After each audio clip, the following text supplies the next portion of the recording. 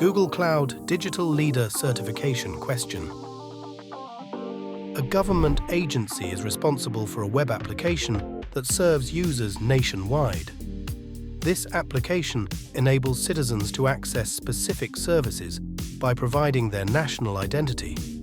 Recently, citizens have reported experiencing delays in the loading of web pages, unlike the previous performance.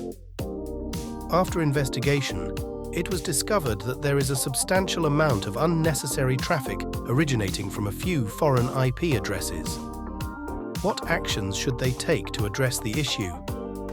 A. Use CloudNAT to remove all internal IPs and replace them with a single public IP. B. Configure firewall rules to deny access to the malicious IPs. C. Use CloudArmor and add the malicious IPs should be added to the deny list. D. Configure firewall rules to allow access only to IPs within the country.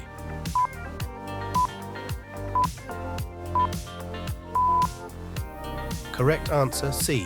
Use CloudArmor and add the malicious IPs should be added to the deny list. Explanation. CloudArmor offers DDoS protection for applications by filtering incoming traffic based on IPv4 and IPv6 addresses or CIDRs. It also allows enforcing access controls based on source geography using Google's GeoIP mapping.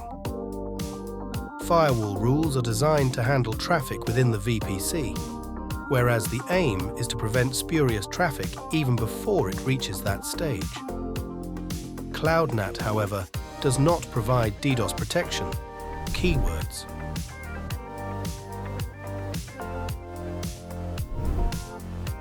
Web application that serves users nationwide.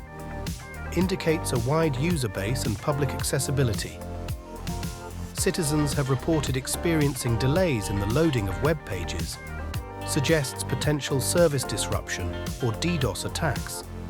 Substantial amount of unnecessary traffic originating from a few foreign IP addresses.